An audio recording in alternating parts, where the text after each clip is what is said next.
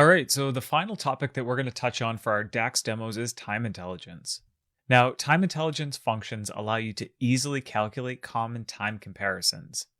Now, these are all built on DAX's calculate function, and they're extremely flexible and easy to use. So the first one that we're going to talk about is performance to date. All right, so this is going to start with the calculate function, and we're going to be calculating some measure, whatever you choose. Could be orders, could be revenue or returns, profit, whatever it might be.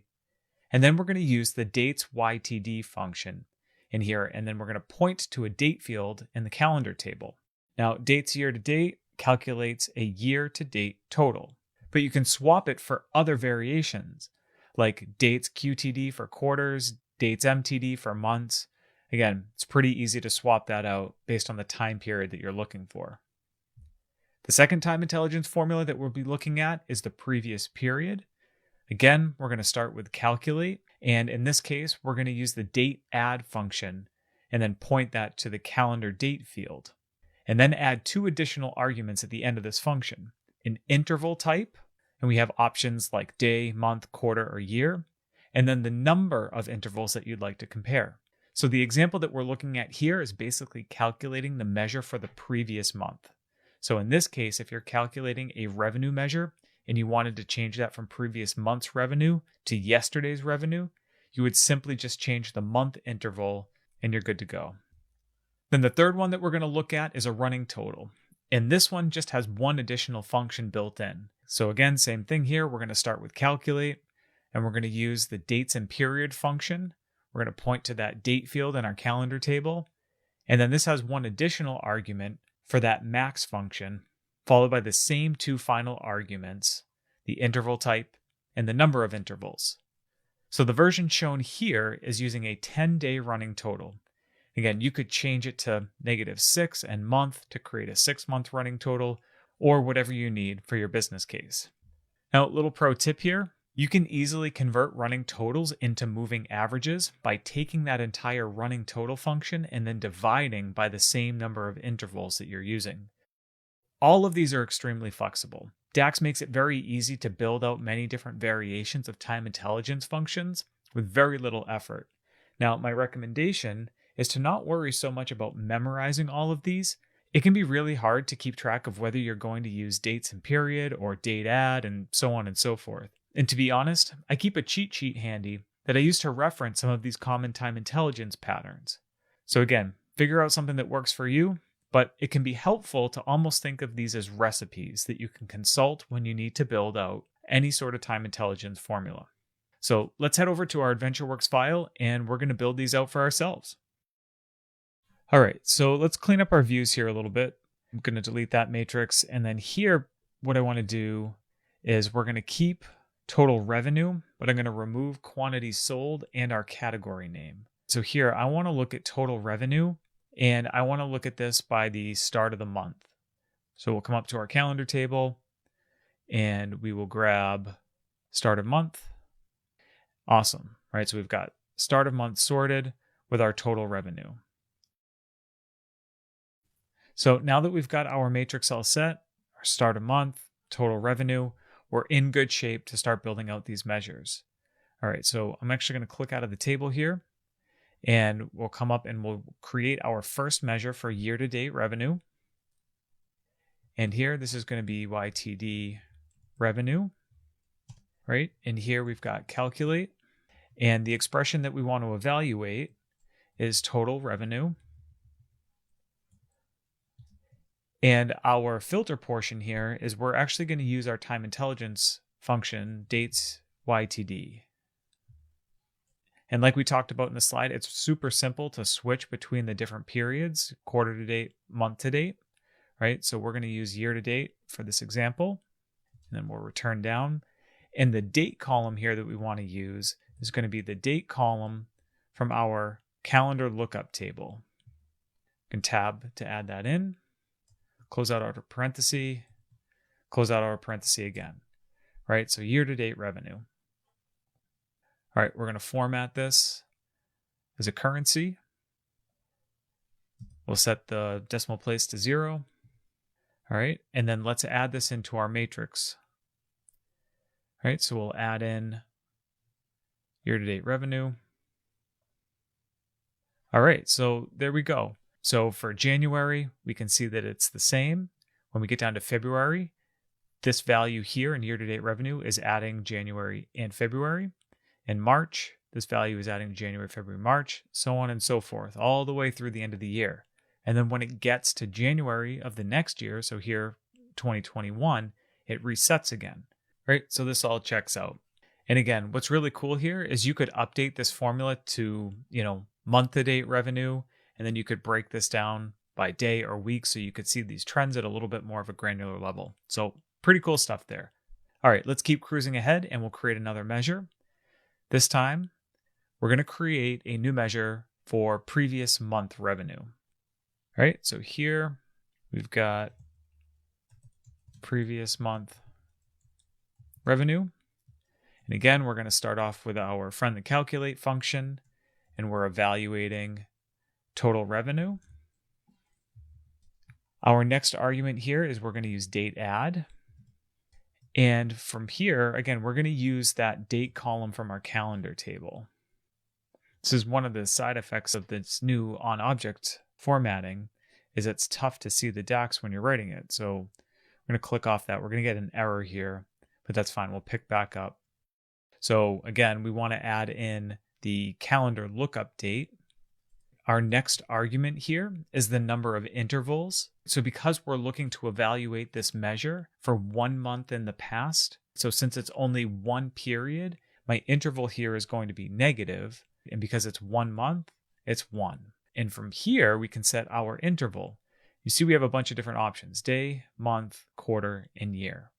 So if I click on month, right, and lock that in, right, we can come down here, add this back into our matrix.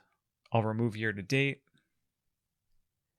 and we'll add in previous month, right? And again, we'll follow our same formatting best practices here, and we'll set this to 0 for the decimal points.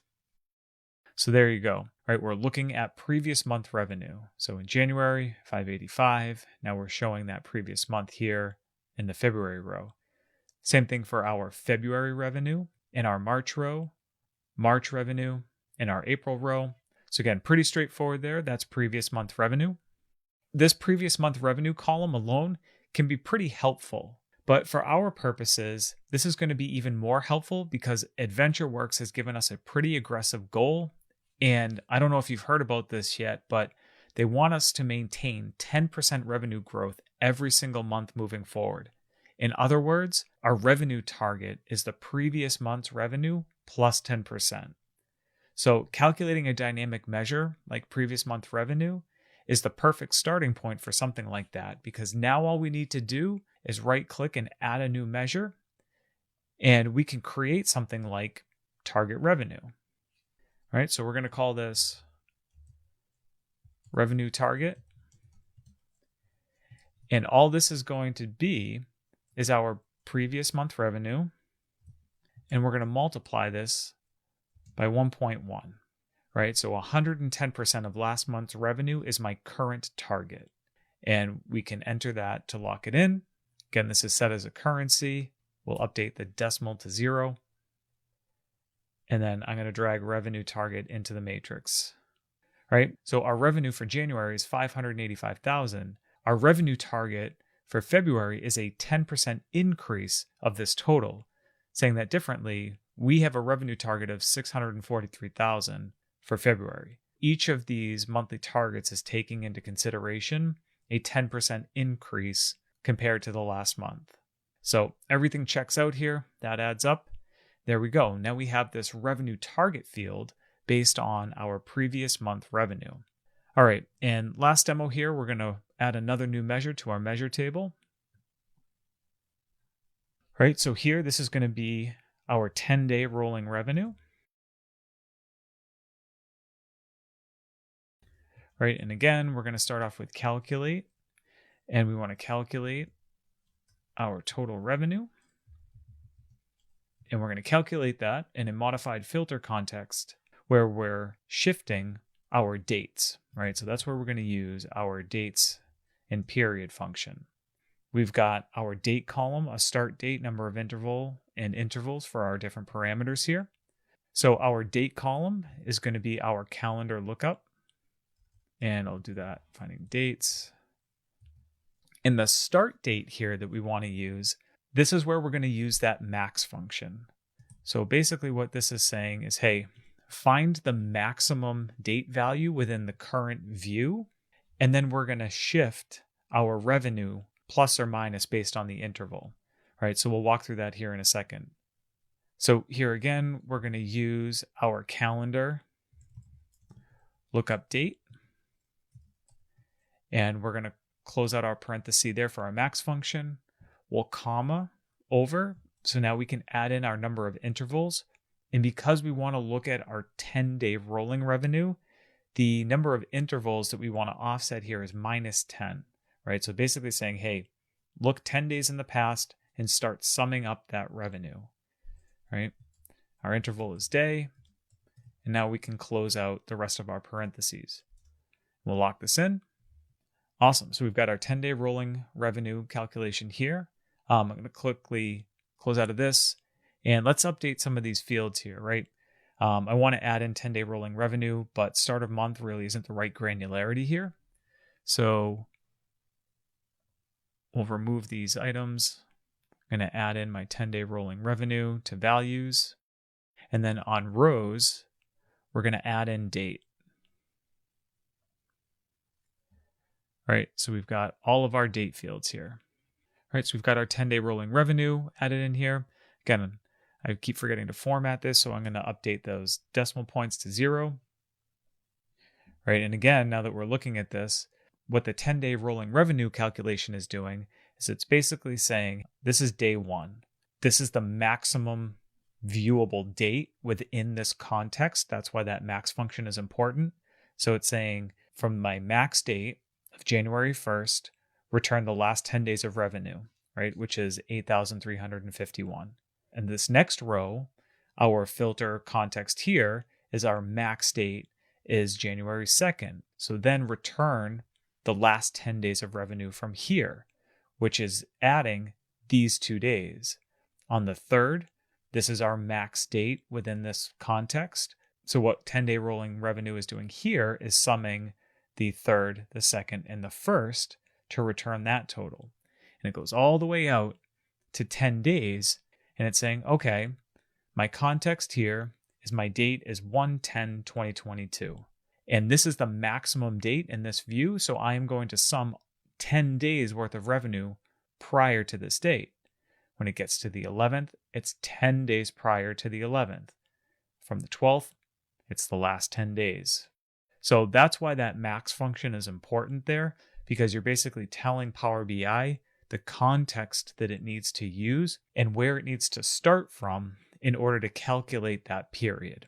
And so this is really cool. It just keeps shifting 10 days of that rolling history as you go along the table for all of these different dates here. So super powerful. And it's really a great way that allows you to track how you're performing over that 10-day rolling window. So really helpful for kind of a trending analysis here that we could use to keep a pulse on how AdventureWorks revenue is doing. All right, so with that, that's going to kind of wrap up our DAX demos for this course. Remember that this was just a sampling of some of the most common DAX functions and really just a primer to get you comfortable and familiar with the syntax and some of the stuff that's possible. Things can get much deeper and much more complicated from here, but hopefully this has helped you lay the groundwork and really created a good foundation for you to start from. So with that, we've got one more assignment before we quickly talk about DAX best practices.